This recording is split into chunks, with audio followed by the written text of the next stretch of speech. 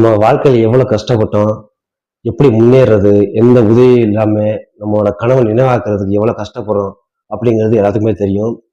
நேத்து ஒரு நியூஸ் ரொம்ப வைரலாகவும் இன்ஸ்டாகிராம்ல ரொம்ப ஒரு இணையத்துல ஒரு ஒரு பரபரப்பை ஏற்படுத்தியிருக்கு. என்ன அப்படின்னா, ஒரு சாதாரண வீட்டு கல்யாணம் பண்ணி ஒரு குழந்தை, ஆண் குழந்தை இருக்கும்போது, அவங்களோட கனவை எப்படி நினைவாக்குனாங்க அப்படின்னு சொல்லி அவங்களோட இன்ஸ்டாகிராம் பக்கத்துல ஷேர் பண்ணியிருக்காங்க. நார்மலான பொண்ணுல இருந்து டிஎஸ்பி. அவங்க கனவு நினைவாக்குறது எப்படி அப்படிங்கிற அவங்க பர்சனல் விஷயத்த, அவங்களோட பர்சனலான ஒரு அனுபவத்தை இன்ஸ்டாகிராம் பக்கத்தில் ஷேர் பண்ணியிருக்காங்க. என்னங்கிறது இதுவாக பார்க்கலாம். ஹாய், எல்லாருக்கும் வணக்கம்.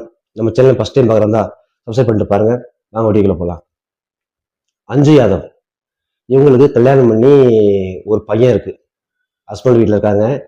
மனுஷனுக்கு எல்லாருக்கும் ஒரு கனவு இருக்கும், லட்சியம், ஆசைகள் இருக்கும். ஃபியூச்சரில் எப்படி ஆகணும் அப்படிங்கிற ஆசை இருக்கும். ஒவ்வொருத்தவங்களுக்கு குறிப்பிட்ட அந்த 15 வயசு 10th கிராஸ் பண்ணும்போது ஒரு ஆசை வந்துடும். ஒவ்வொருத்தருக்கு பிறந்ததுல சில ஆசைகள் இருக்கும். அதாவது ஒரு வயசு வந்ததுக்கு அப்புறம் நான் இதான் ஆக போறேன் அப்படிங்கிற ஸ்கூல்ல இருந்து காலேஜ் வரைக்கும் எல்லாம் ஒரே ஒரு கான்செப்ட் சொல்லுவோம், நீ தான் ஆகணும் அப்படின்னு. அந்த மாதிரி இந்த பொண்ணுக்கு ஒரு ஆசை இருக்கு.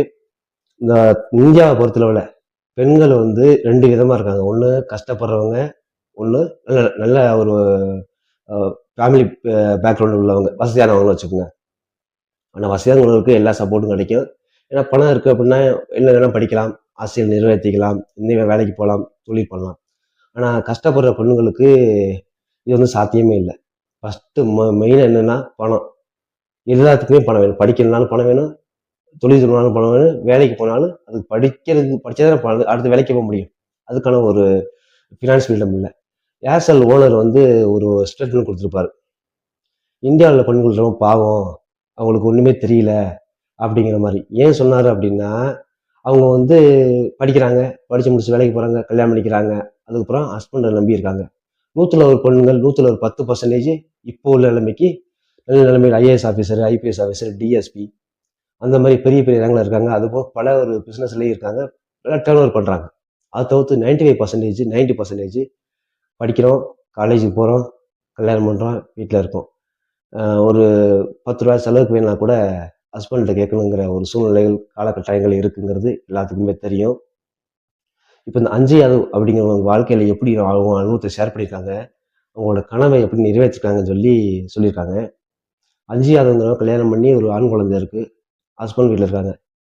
அவங்களோட கனவு வந்து போலீஸ் ஆகணும். ஆனால் போலீஸ் ஆகணும், ஆனால் என்ன ஆகணும்னு தெரியாது. போலீஸ்லேயே ஏகப்பட்ட இது இருக்கு. கான்ஸ்டபிளில் உள்ள வர்றது, எஸ்ஐ ஆகிறது, டிஎஸ்பி ஆகிறது, ஐபிஎஸ் ஆகிறது. அவங்களுக்கு போலீஸ் வேலை யூனிஃபார்ம் போடணும், அதான் அவங்க கனவாக இருந்தது. கல்யாணம் ஆயிடுச்சு, குழந்தை ஆயிடுச்சு, வீட்டில் இருக்காங்க. அவங்க கனவை வெளில சொன்னால் எல்லாம் சிரிக்கிறாங்க. உனக்கு எல்லாம் தேவையில்லாத வேலை, எதுக்கு இவ்வளோ ட்ரை பண்ணுற, கிடைக்காது, கல்யாணம் ஆயிடுச்சு, குழந்தை இருக்கு, பேசாமல் வீட்டில் இரு அப்படின்னு. கனவை பற்றி உங்கள் ஹஸ்பண்ட்டை ஷேர் பண்ணணும் அப்படின்னா, இதை பற்றி பேசுகிறதா நீ உங்கள் வீட்டுக்கு போயிரு அப்படிங்கிற மாதிரி உங்கள் ஹஸ்பண்ட் சொல்கிறாரு. இந்த பொண்ணுக்கு நம்ம என்ன பண்ணுறோன்னு தெரியல, நான் கனவும் நினைவாகணும், வாழ்க்கையில் அடுத்த ரிஸ்க் எடுக்கணும் அப்படின்னா ஹஸ்பண்டை விட்டு போகணும், பையனை பார்த்துக்கணும், ஒழுக்கமாக வளர்க்கணும் அப்படிங்கிற ஒரு பயமும் இருக்குது. வீட்டை விட்டு வெளியே போனால் அவங்க அம்மா அப்பா கஷ்டப்படுவாங்க, வீட்டை விட்டு புருஷன் இல்லாமல் வந்துட்டா அப்படின்னு கஷ்டப்படுவாங்க அப்படிங்கிற ஒரு பயமும் இருக்குது. இதை தாண்டி அந்த பொண்ணு என்ன முடிவு எடுக்க தெரியாமல் ஒரு யோசனை.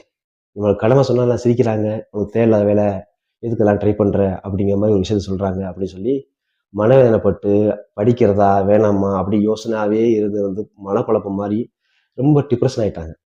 நம்ம கனவை சொன்னால் நம்ம ஏழையாக பிறந்து தப்பா, நம்ம கனவை சொன்னால் ஏன் சிரிக்கிறாங்க எல்லாரும், நமக்கு ஏன் சப்போர்ட் பண்ண மாட்டேங்கிறாங்க அப்படின்னு ரொம்ப கூனி குறுகி பொண்ணா பிறகு ஒரு குத்தமாடா அப்படிங்கிற மாதிரி ஒரு ஒரு யோசனையில அந்த பொண்ணு இருக்காங்க. அதுக்கப்புறம் ஸ்ட்ராங்கான முடிவு எடுக்கிறாங்க. வீட்டை விட்டு வெளியே வராங்க, ஹஸ்பண்ட் விட்டு அம்மா வீட்டுக்கு போகிறாங்க. கொஞ்ச நாள் ஒரு முடிவு எடுக்கிறாங்க. என்ன அப்படின்னா, ஒழுக்கத்தோட பையனை வளர்க்கணும், நானும் ஒழுக்கமாக இருக்கணும் அப்படிங்கிற முடிவு எடுக்கிறாங்க. இருந்ததுக்கப்புறம் அந்த பையனை வீட்டில் விட்டுட்டு படிக்க ஆரம்பிக்கிறாங்க.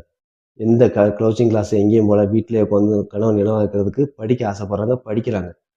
இதயபூர்வமாகவும் அறிவுபூர்வமாகவும் ரெண்டையும் ஸ்ட்ராங்காக வச்சுட்டு படிக்க ஆரம்பிக்கிறாங்க. ரொம்ப ஈடுபாடோட ரொம்ப ஸ்ட்ராங்காக படிக்க ஆரம்பிக்கிறாங்க. படித்ததுக்கப்புறம் ஃபஸ்ட் எக்ஸாம் அவங்களுக்கு என்ன ஆகணும்னு தெரியல, ஆனால் போலீஸ் ஆகணும். டிஎஸ்பி அப்படின்னாவே என்ன அவங்களுக்கு தெரியாது. டிஎஸ்பி எக்ஸாம் எழுதுறாங்க, பாஸ் ஆகிறாங்க. அவங்க வாழ்க்கை ஒரு செகண்ட் எல்லாம் மாறி போச்சு. யார் சிரிச்சாங்களோ, யார் இழிவுபடுத்துனாங்களோ, யார் கஷ்டப்படுத்துனாங்களோ எல்லாம் மாறி போச்சு. இப்போ அவங்க ஒரு டிஎஸ்பி, இன்கம் சர்வீஸ் பண்ணுறவங்க, அதுபோக அவங்கள்ட்ட ஃபினான்ஸ் ஃபீல்டு அவங்கள்ட்ட இருக்குது. அவங்க தனி வழி, ஒரு சுதந்திரம் எல்லாமே அவங்களுக்கு கிடைக்குது. அவங்க லைஃப்பை ஒரு செகண்டில் மாறி போச்சு. ஏன்னா இந்த மாதிரி ஒரு ரிஸ்க் எடுத்து பொண்ணுங்க வந்து இறங்குவாங்கிறது ரொம்ப கஷ்டம். அந்த ஏழப்பட்ட பொண்ணுங்கள் வந்து ரொம்ப கஷ்டம். கல்யாணம் பண்ணியாச்சு, இன்னும் படித்தேன், இப்படி வாழ்க்கையை ஓட்டுமே அப்படின்னு சொல்லிட்டு தான் இருக்கிறாங்க. ஆனால் அப்படி இருக்காதீங்க அப்படின்னு சொல்லி இந்த அஞ்சு யாதவ் அப்படிங்கிறவங்க பெரிய ஸ்டேட்மெண்ட் கொடுத்துருக்காங்க இன்ஸ்டாகிராம் அவங்களுக்கு பக்கத்தில். இது கிட்டத்தட்ட போட்ட 2 நிமிஷத்தில் கிட்டத்தட்ட 10 லட்சம் வியூஸ் போயிருக்கு. 10 லட்சம் பார்வையாளர் கொண்டு இருக்கு இந்த வீடியோ மட்டும். இது வந்து பெரிய இன்ஸ்பைரான ஸ்டோரியாக சொல்கிறாங்க. இன்ஸ்பைரான ஸ்டோரி தான். நான் படித்து பார்த்த அளவுக்கு ஒரு இன்ஸ்பைரான ஸ்டோரி. ஏன்னா 90% எல்லாருமே இப்போ வந்து தமிழ்நாடு பொறுத்தவரை எல்லா பொண்ணுங்களும் படிக்கிறாங்க. ஏழைப்பட்ட பொண்ணுங்கள் வந்து பணக்கார வரைக்கும் எல்லா பொண்ணுங்களும் படிக்கிறாங்க. எல்லாருக்கும் தெரியும். படிக்காத பொண்ணுங்க பேசிக் ஒரு டிகிரி இருக்கு. ஆனால் எல்லாருமே நினைச்ச கனவு அடையறதில்லை. ஸ்கூல் படிக்கும்போது கனவு சொல்கிறாங்க, காலேஜ் படிக்கும்போது எப்படி ஆகணும் அப்படி ஆகணும் கனவு இருக்குது. ஆனால் அந்த கனவு வந்து 90% அடையிறதே கிடையாது. 10% அடைகிறாங்க. ஏன்னா அந்தளவுக்கு ஹார்ட் ஒர்க் பண்ணி ஃபேமிலி சப்போர்ட்டு, ஹஸ்பண்ட் சப்போர்ட்டு, அந்த மாதிரி பல விஷயங்கள்லாம் ஆயிருக்கு. இதே மாதிரி திருச்சியிலேருந்து ஒரு பெண்ணு கல்யாணம் பண்ணி 2 குழந்தை இருக்குது. அவங்க ஹஸ்பண்டு தமிழ்நாடு போலீஸில் கான்ஸ்டபிள். அந்த பெண்ணு அட்டெம்ப்ட் போட்டு டிகிரி எழுதி ஐபிஎஸ் பாஸ் பண்ண கதைலாம் இருக்குது. அது இன்னும் பயங்கரமான இன்ஸ்பைராக இருக்கும். இந்த மாதிரி நினைச்சா என்ன மனுஷனாலும் அச்சீவ் பண்ண முடியுங்கிறதுக்கு இந்த ஸ்டோரி ஒரு எடுத்துக்காட்டு. இந்த பெண்ணு ஒரு எடுத்துக்காட்டு.